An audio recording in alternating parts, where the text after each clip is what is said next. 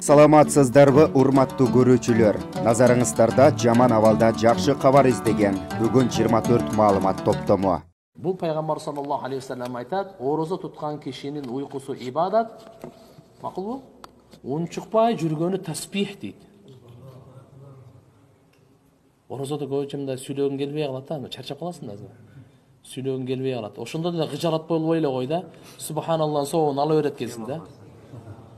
Субханаллахын соогун ала берет. Эгер субханаллахны баштай берсең, альхамдулиллахны баштай берсең, Аллаху акбарды баштап зикир кылып берсең, уже канча сооп го. Иә. Мына кетип калганда. Анын унчукпай жүргөнү эмне дейт? Таспих. Орозо туткан ырыскысына Алла Таала барака берет. Дуанын кабыл болгону вообще да кабыл болот, бирок өзгөчө дагы специальный убада берип койгон. Орозо туткан адам ифтардан алдын дуа кылса, шек күмөнсүз. И дозоктон чыгара турган күн дагы орозо айында да. Кайсы айда экен? Орозо. Бүгүн 19 апрель Сокулук районунда ушундай акция болуп атыр. Баары мүшөк ундар. Сахар где-то 10 килодай. 10 кило 10 литр май, чай, туз, күрүч, лапша, ун. Ушундай экен акциясы. Ассалам араб фонду ушундай кылып жардам берип аткан экен.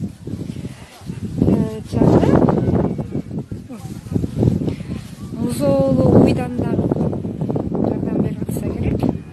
Кыйналгандарга.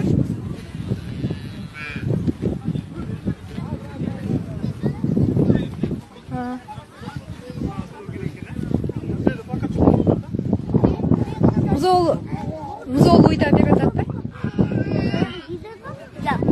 Бой кичинекей уй го бул. Уй кемби музоосу менен. Тууптур да булар, ба?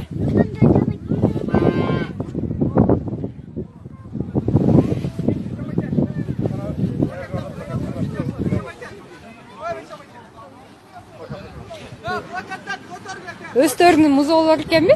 Эми ата өзүнүн музоолору экен. Birden bola turpokturma oldu. Anlagan bayram ol bola. Birden bola turpokturma oldu.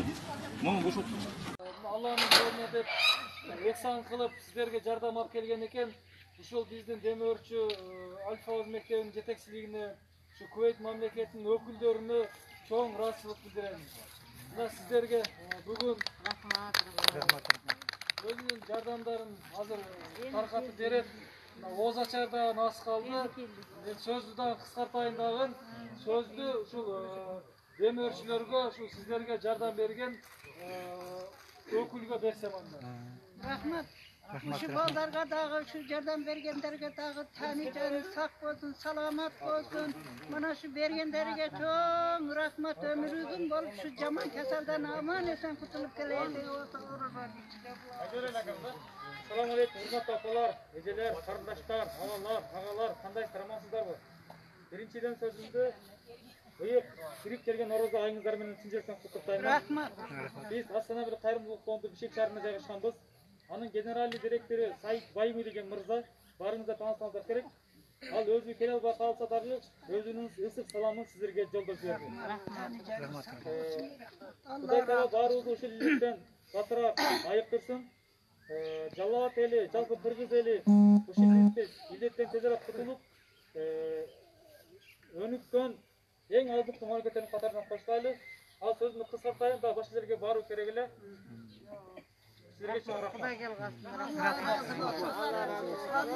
Мындай бардыңыздарга жетет. Мындай жакын болбостон бирден жардамыңыздарды алып. Мына ошо фамилиясын бересиң да.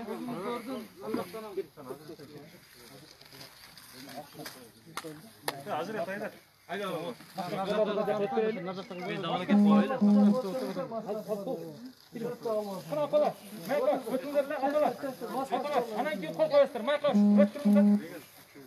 Апалар, бұл жаққа Бұл жерге мынайынан өтерің. Бардыдан мына арқасына өтөштөр эжелер. Маскасы бар өткүлө. Арқасына тұрып Бал жаққа тұрыңыздар.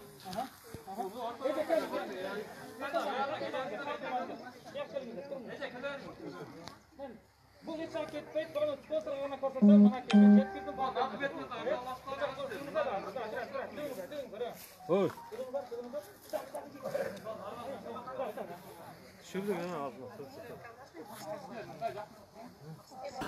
Сыйлық дегенде сіздің жасаған ишиңизге бериле турган мактоо, ардак, баракча, же орден, же медаль, же болсо дагы бир жылдызча, же акчалай сыйлык. Эми биздин мына тутуп аткан орозобуздун дагы өзгөчө сыйлыгы бар. Ал Аллах тараптан гана берилет. Биринчи, мен тутуп аткан, сиз баарыбыз тутуп аткан орозо өзү эмне? Ал жөнүндө ас-сыям жунна ва викая. Орозо бул калкан. Калкан деген ал инсан мурдагы аскерлер, жоокерлер жоого чыкканда, душманга чыкканда башына, өзүнүн денесине соот кийим кийинип, душмандын найза кылычынан, жанын жебесинен колко кылып сактана турган чоң төгөрөк, ок өтпөс, найза өтпөс темир. Бул калкан. Орозодо куд ошондой калкан. Эмнеден калкан? Кабыр азабынан, кыяматтагы тозак азабынан. А эң негизгиси бул жашоодогу тилибизге, көзүбүзгө, жүрөгүбүзгө, денебизге өзүнчө калкан. Жаман нерсеге агыта койбойт. Жаман нерсеге жол бошото койбойт да. Калкан тосуп турат бардык нерседен. Жада калса өзүңүздүн бөтөлкөңүздөгү, ишеңиздеги, идишиңиздеги адал сууңузду дагы ичкенге калкан да азыр орозо. Жок, ичпейм, анткени мен орозом бузулуп калат деп, ооз ачканга чейин сактанып турасыз.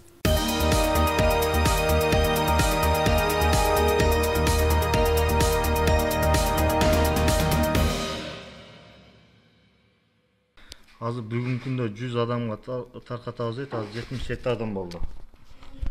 Ар биринин адресини, ошого үй бүлөдө канча адам, телефон номери жазылат экен да. Буга чейин 1,5 миң адамга жардам берилди. Şu карантин болгондон беричи. Бүгүнкү күндө ошо 100 адам деп айтылды. Кудай буйрса бүгүнкү түнү менен түн саат 12 чейин 100 адамга жеткирилет. Салам, урматтуу достор. Бүгүн биз элчиликте, колл-центрде дежурствага келдик буйрса. Диаспоранын мүчөлөрү, коомдун мүчөлөрү бардыгы кызмат кылмакташат.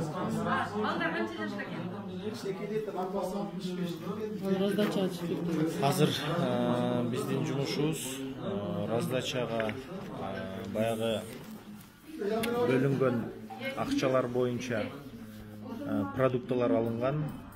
Баягы интернетте айтмакчы, азыркы дүн болуп аткан 10 миллион тууралуу акча бул продуктка гана кылып берилет экен. Бул акча бирок ошол 10 миллиондун 4 миллиону гана Москва шаарына бөлүнгөн экен. Калган акчалары ошол ар бир Россия шаарларынан бөлүнгөн экен.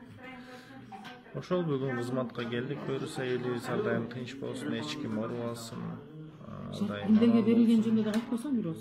Ошону айтып кетейин. Кутман кечиңиздер менен мекендештер. Ушул бүгүнкү дежурствонун анча-мынча информациялары жөнүндө айта кетейин сиздерге. Бул жерде мына ушул 10 миллион акча жөнүндө тегерегинде анча-мынча түшүнбөстүктөр, туура эмес информациялар кетип атты да. 10 миллион рубль бул жалпы Россиянын составына берилиптир. Жалпы Россияга берилген акча экен. Анын ичинен 4 миллиону Москва шаарына, Москва областына. Плюс ошого эле кошо Челябинск областына, Санкт-Петербург дагы бизге карайт экен. Ушул 4 миллион акча Москва, Московская область, Санкт-Петербург жана Челябинск областтарына бөлүнүптүр. Ошондуктан бул кагаздарда бүт жоболор жазылып турат, печаттар менен бүт өзүнүн инструкциялары менен кимдерге берилет ошондо. Бул жерде мына биринчи берилүүчү көп балалуу үй бүлөлөргө деп жазылыптыр. Жалгыз бой энелерге деп жазылыптыр.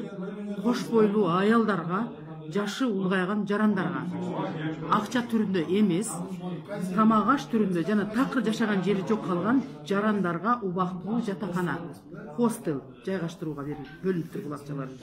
Ошондуктан урматтуу мекендештер, бардыгыңыздарга ушул кыйынчылык күндөрдө бири-бириңиздерге сабыр канат тилеймин, түшүнүктүүлүк менен, сабырдуулук менен, акылдуулук менен мамиле кылып, ушул сыноодон чыгып кетели. Ар бирибизге акча бөлүш керек экен деген түшүнүктөн аз болойлу, жыгылганды таяганга даяр болойлу. Кудайга шүгүр, кыргыздын учу кур эмес, мына өзүңөр көзүңөр көрүп, канчалаган жигиттер, кыздар, мекендештерибиз чуркап жүрүшөт. Азырынча ушундай эле өмгөттөп калган бизде ситуация каттала элек, анча-мынча урукчандарыбыз эле болбосо. Бирок ошого жеткире койбой, жардам колу сунгандар, муну колл-центрдин эшиги басылбай атат. Мен жардамга келдим деп, жарымдын уже батпай кеткендигине байланыштуу уже үйлөрүнө кайтарышты. Графикке коюшуп, силер могу күнү келгиле деп. Ошондуктан оорубаңыздар, ден соолукта болуңуздар. Биз сиздер үчүн дайыма кызматтабыз. Сиздер дагы ден соолукта тынч аман үйдө паникага алдырбай, нервтериңиздерди сактап, өзүңүздөрдү сактап тынч отуруңуздар. Чоң рахмат, Айнаш дагы кеңир маалымат берип кетти. Буюрса, колл-центрден дагы кеңир маалымат алыш үчүн телефондорду мен жазып коебуз түгүнө. Буюрса ошол телефондор менен байланыссаңыздар да болот. Элибиз тынч болсун, эч ким оорубасын. Жигиттер кызматтар Кара Сукондан дагы келип отурат жигиттер. Орозо нур 30 күндөн куралган. Рамазан дилди ыйманга сугарган. Ою терең адам сезип сыралган. Зарылдыгын бул жалганда кеп эмес. Орозосуз өтүп кетсең миң арман. Андыктан жараткан Аллах Таала бул Рамазан айын толугу менен кармап алуу мүмкүнчүлүгүн жалпыңыздарга насип этсин. Берекелүү Рамазан айы барек болсун мекендешим. Каналга жазылууну унутпаңыздар. Биринчилерден болуп маалымат алуу үчүн коңгуроочону басыңыз. Дайыма ден соолукта болуңуздар. Сиздер менен бүгүн 24 маалымат топтому болду.